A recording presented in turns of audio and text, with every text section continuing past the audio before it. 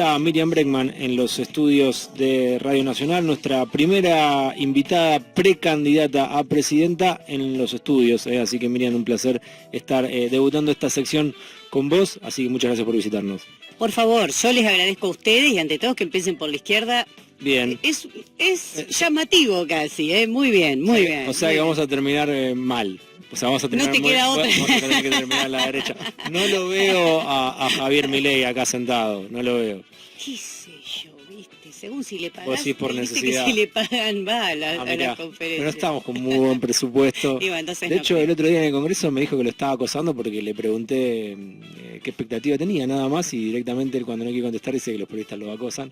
Así que bueno. Ha tenido varios encontronazos con periodistas en el Congreso porque evidentemente no está acostumbrado a que le hagan preguntas por fuera de lo pautado. Bueno, y de hecho pasa que por ahí cuando sale alguien le grita, y me había adjudicado a mí armarle un escrache, que se lo había armado yo, decía que el seguridad lo había visto y lo hizo público. Bueno, salí a contestarle en ese momento que no se crea tan... no te creas tan importante.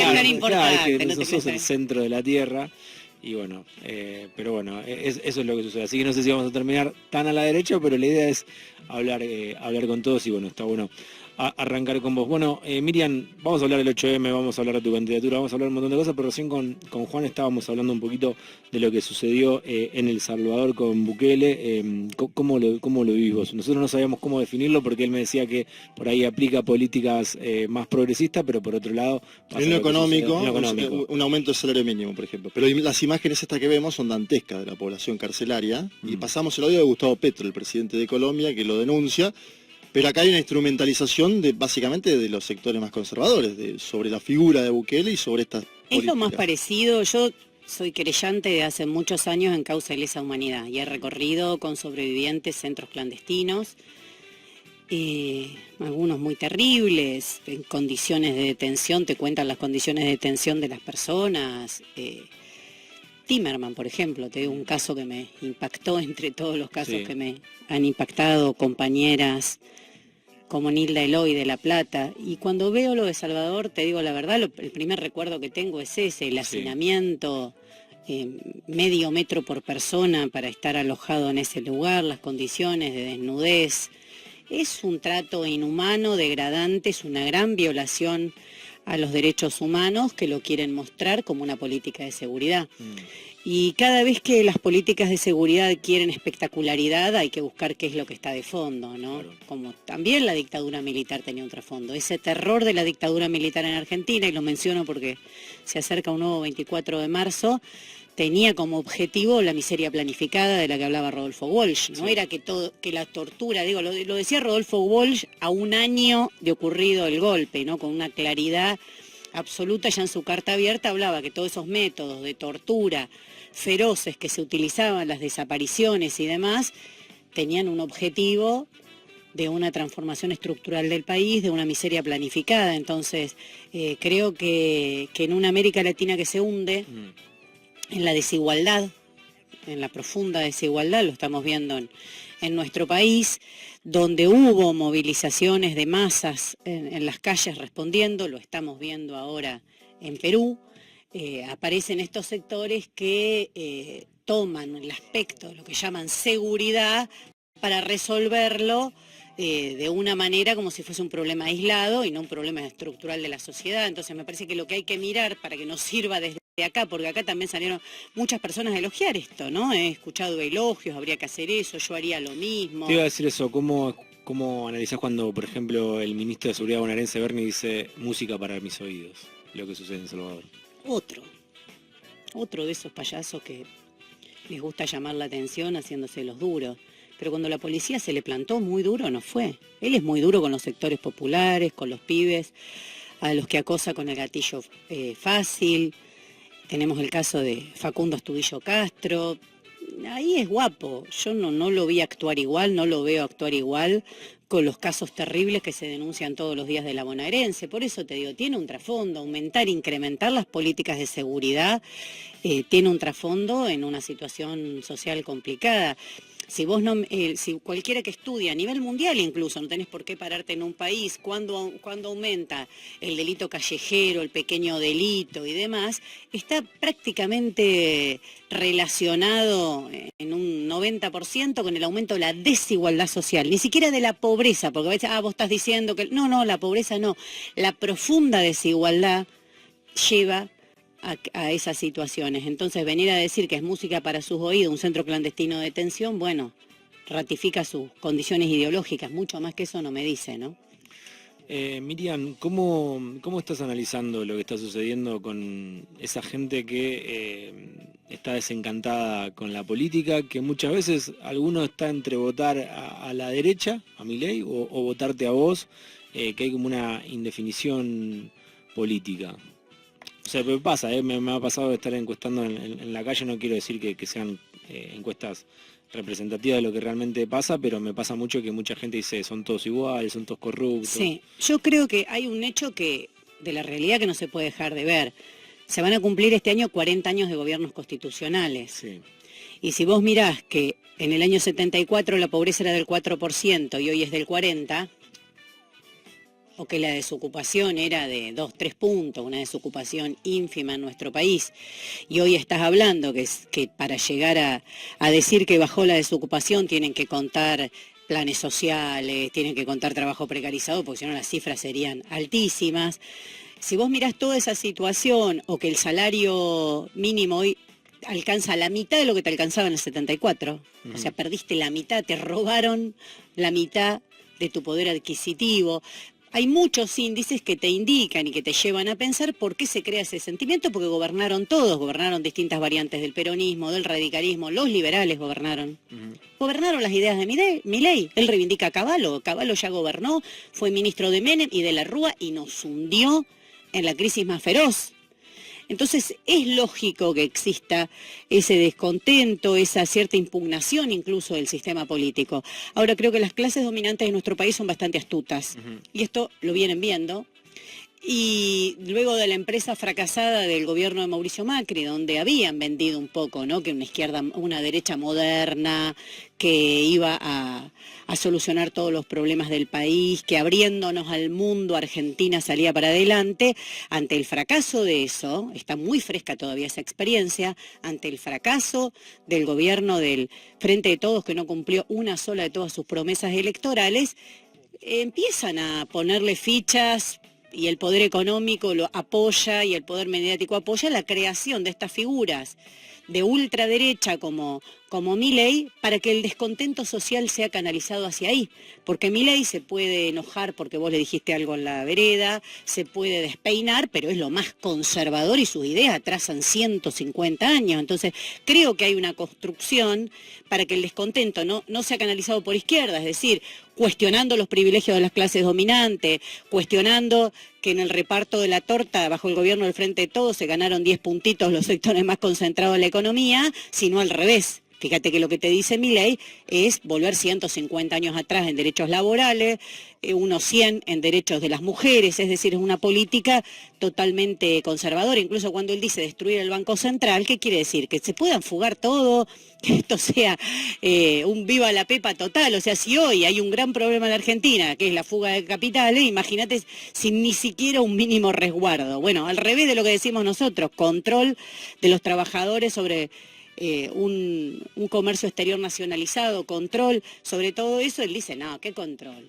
Vamos, adelante, que hagan lo que quieran. Entonces me parece que no es casual, están construyendo una alternativa de ultraderecha ante el fracaso de las dos coaliciones mayoritarias. La derecha fue desplazada en Brasil, que era su epicentro máximo en América Latina y el Caribe, fue desplazada en lugares impensados. En Chile fue desplazada en Colombia, en todo el eje pacífico, podríamos decir, más allá de uno después debatir qué son esos gobiernos, que es el otro punto, ¿no? Sí. ¿Qué son esos gobiernos? La Argentina, después de la experiencia del PRO, que fue, creo que todos la caracterizamos como negativa, después del préstamo del Fondo Monetario, el más importante de la historia, ¿por qué tiene chances hoy de volver ese espacio político a la presidencia de la Argentina? Es la pregunta. Mira, primero que eso que vos decís, que la derecha ha sido cuestionada en toda América Latina, en Argentina no se habla. Estamos como a contrapelo, ¿no? Acá parece que no te queda más que elegir entre derecha, derechista y derechón. Son todas las opciones que tenés. En todas las coaliciones no te dan opción, ¿no? Es esto de lo que está pasando en América Latina, como los gobiernos neoliberales que eran puestos como ejemplo, Perú, Chile, fueron cuestionados por las masas de la calle. Acá eso no se habla, no se dice. Y como digo, más allá de cuál sea el resultado de esas experiencias, yo creo que el hecho de que el Frente de Todos haya adoptado los dogmas neoliberales, tales como pagar la deuda, es una gran concesión. Mira, si vos decís, el que trae esta deuda infame y te presentás una querella como hizo Alberto Fernández en tribunales y decís no hay que pagar la deuda, y otros sectores acaban solicitadas contra el Fondo Monetario, no me lo olvido más porque me invitaban a firmarla. ¿Ahí estabas un poco en sintonía con la parte más vinculada a Máximo Kirchner? ¿O? No, yo opino que la deuda es ilegítima, ilegal, siempre lo opiné, y esta deuda del fondo es algo que, no sé, ni al mayor de los estafadores se le puede ocurrir eso, como un bono a 100 años de Caputo, donde lo llamaban de Estados Unidos y le decían, sacame un bono con estas características, y el tipo lo hacía. ¿Por qué eso lo tiene que pagar el pueblo? O sea, no tiene ninguna explicación. Pero si vos vas adoptando los dogmas neoliberales, si del Ministerio de Trabajo decís que si se aumentan mucho los salarios se genera inflación, si vos vas tomando pasito a pasito que cada vez que hay un sector concentrado en la economía que llora 2 minutos, y le das el dólar soja, el dólar vino tinto, el dólar que te está pidiendo. Ahora estuve en Tucumán, piden el dólar limón. Es decir, que los únicos que cargan con el costo de la inflación y de la devaluación son los sectores populares, porque el resto se va acomodando, porque ellos tienen todo el jueguito y el circuito que hacen de la bicicleta de los dólares, importan a un dólar, exportan a otro y ganaron. Entonces, si vos vas adoptando todo eso y vas legitimando esas políticas, no es raro que Juntos por el Cambio vuelva a ser una opción. Si vos combatís y decís, no, mirá, esta gente no solo son los asesinos de Rafael Nahuel y Santiago Maldonado, casos Maldonado totalmente impune, cajoneado, no hay un funcionario que hable de eso. Si vos decís, la deuda que nos dejó Macri es ilegal y estas son las consecuencias, vamos a estar pagando, bla, bla, hay que desconocerla, es difícil que la gente crea que es una opción. Ahora, hay que hacerse responsable de las opciones que se toman. Si tomas todos los dogmas neoliberales y los haces ley y los repetís por televisión, también es difícil que se pueda decir que eso era tan malo, ¿no? Porque por eso está envalentonado Macri. Porque si yo dejé 50 puntos de inflación, ahora tienen 100. Claro. ¿Entendés? Ahora, el desafío que tenemos de la izquierda es enorme, porque nosotros tenemos que develar que esa no es la salida, que no puede ser que nos den a elegir entre todas opciones de derecha y programas económicos de derecha que no se diferencian en lo económico en ninguna medida sustancial. Lo definís de derecha este gobierno. ¿Y vos definirías a Massa cómo? Además de hincha de Tigre, ¿qué dirías? No, creo que... ¿Qué otra definición le darías a alguien que en un momento donde recortó en el presupuesto nacional, noviembre, diciembre... ¿Y previo a Massa también? ¿Cómo? Previo a Massa también. Sí, pero escúchame esto. Sí, te escucho. Massa, presupuesto nacional, recorte a los jubilados, 600.000 millones de pesos. Al mes siguiente le hacen ¡bu! Los ojeros lo asustan un poquito. Transferencia en 2 partes de 600.000 millones de pesos con el dólar soja. ¿Cómo calificas eso? Sacarlo a los jubilados para darle a los ojeros.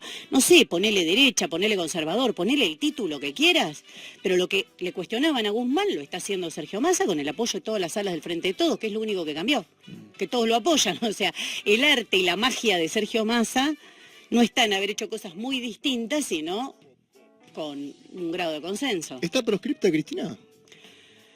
Mira, es la pregunta, vos estás afiladísimo para este horario. Despertaste. Mira, hay una gran discusión por la palabra proscripción. Sí.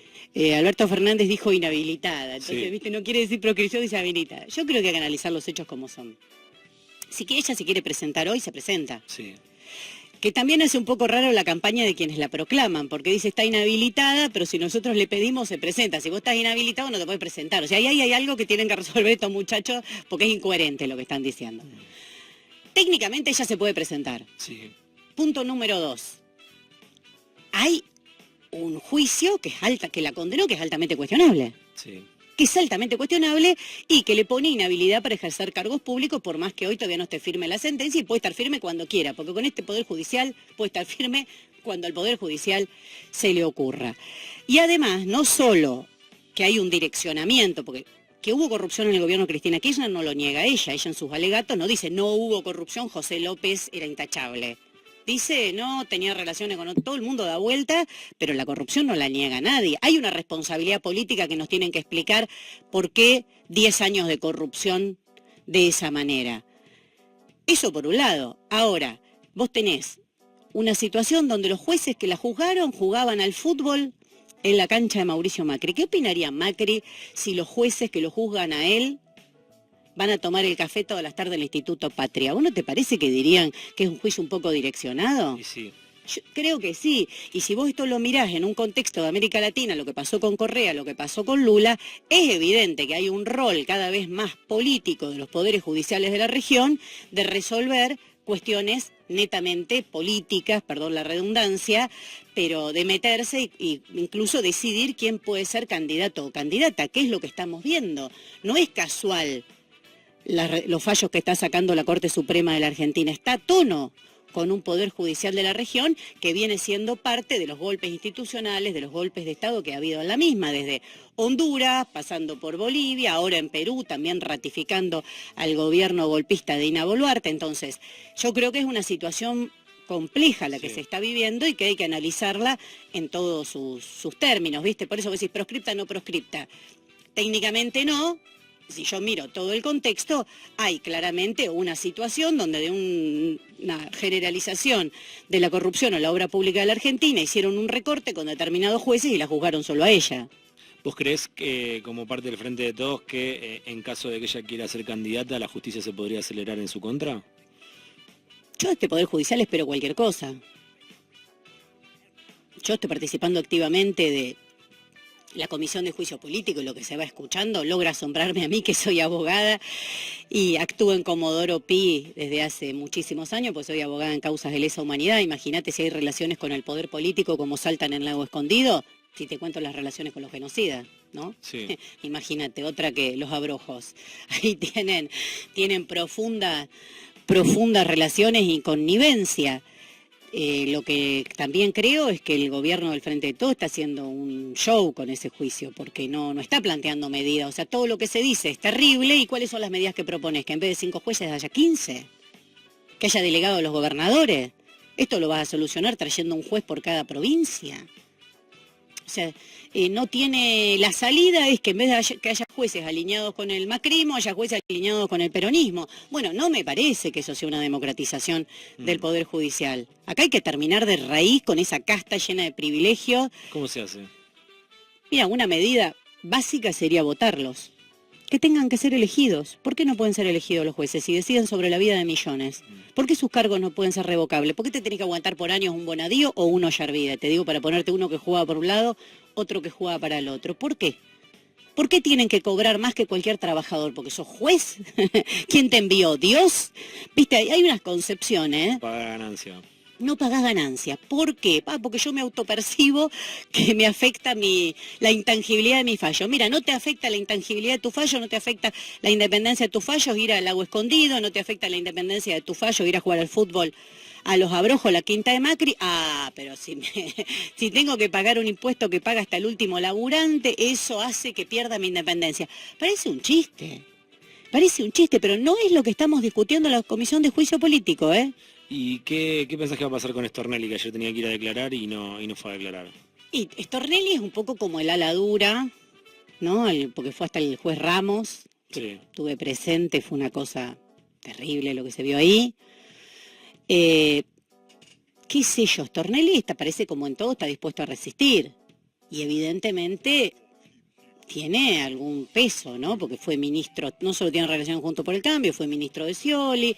Se ve que el señor tiene múltiples relaciones que le permiten además seguir siendo fiscal, a pesar de las acusaciones que tiene. Nosotros tenemos un juicio oral 14, 15 y 16 de marzo contra Américo Balbuena, un agente de la Federal del grupo de Yossi, le sonará por la serie.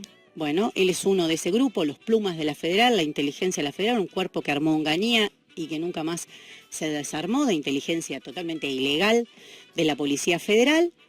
este personaje formaba parte de su cuerpo y bueno, después de 10 años, en el 2013 hicimos la denuncia, después de 10 años, ¿no? Estos son los ritmos Comodoro Pi, llega a juicio oral él con sus 2 jefes.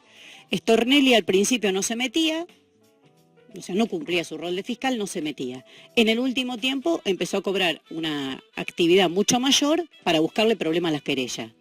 O sea, a las víctimas nos busca, firmaste esto, no firmaste lo otro, para ver si el juicio se cae. Bueno, ese es Stornelli, es decir, es una persona que claramente está del lado de las fuerzas represivas, que claramente está involucrado en hechos gravísimos, y hay que ver hasta dónde le da la nafta para resistir y venir a declarar, y si viene, si va a decir algo también, ¿no? Porque puede venir y quedarse sentado ahí, pero que tiene mucho apoyo, tiene mucho apoyo. Pero, por ejemplo, lo llaman a declarar una vez más y no va, se le puede, no sé si se llama sacarlo fuera, no sé cómo es técnicamente, pero ¿se puede que vaya a declarar? Sí, ayer eso era lo que pedían para poder traerlo por la fuerza pública, pero no te puedo contestar con mecanismos formales, con un consejo de la magistratura que está estallado. Ahora, el Consejo de la Magistratura, gran invento de la Constitución del 94, ¿ayudó a terminar con la rosca y las servilletas donde se designaban los jueces o lo profundizó? Lo profundizó. Entonces, por eso te digo, acá no hay un problema de seguir discutiendo el huevo y la gallina. Acá lo que hay que discutir es terminar con esas estructuras. El Consejo de la Magistratura es la legalización de la rosca. Y siempre digo, cualquiera que nos escuche dice, ¿a mí eso qué me importa? ¿Qué tiene que ver conmigo? Bueno, tiene mucho que ver. Esta Corte Suprema legalizó el monotributo como forma de contratación. Cuando vos estás precarizado, y si yo soy empleado de esta empresa, ¿por qué tengo que pagar mi monotributo como que soy un trabajador independiente? Bueno, sabe que hay una gran responsabilidad en el gobierno de turno, en este caso del Frente de Todos, que eso exista y que no se blanquee a esos trabajadores, y en segundo lugar a la Corte Suprema, que lo legalizó. Es decir, ellos inciden sobre la vida de miles y miles de personas todos los días. Miriam, tenemos que cerrar, se me hizo recorta la charla porque en un minuto viene Mex Ortiz Berea con el mañana. Quería preguntarte, bueno, hoy es 8M, ¿cómo tomás que en ese contexto, un día antes, Horacio Rodríguez Larreta diga que hay que cerrar el Ministerio de la Mujer o llevarlo a una secretaría? Creo que de acá a las elecciones vamos a ir escuchando todo tipo de barbaridades porque no tienen ideas que enamoren. Las 2 coaliciones mayoritarias no tienen ninguna idea que puedan encantar a nadie. Entonces buscan espectacularidades, frases rimbombantes, que en general son de derecha, ¿viste? Porque también tampoco vas a pedir que se le ocurra a Horacio Rodríguez Larreta algo muy progresista. Frases para llamar la atención y votar contra el otro. El otro es peor que yo. El otro hizo algo peor que yo. El desafío que tenemos desde el Frente Izquierda, y por eso voy a tomar con todo esta propuesta que tomo con orgullo a mis compañeros del PTS en el Frente de Izquierda, que va a ser discutido obviamente en todo el Frente después de ser precandidata a presidenta, es poder mostrar que la izquierda es la única que tiene una idea de futuro, que no hay por qué seguir acostumbrándose a trabajar sin derechos, a la violencia de género, para mencionar hoy en este 8 de marzo, y que el presupuesto más bajo de todo el presupuesto nacional sea el del Ministerio de la Mujer. Es decir, hay muchas cosas que nosotras tenemos que cuestionar y, como te digo, eso es el desafío que tenemos para adelante. Muchas gracias por venir acá hasta los estudios, Miriam, y charlaremos seguro nuevamente en breve. Muchas gracias. Gracias.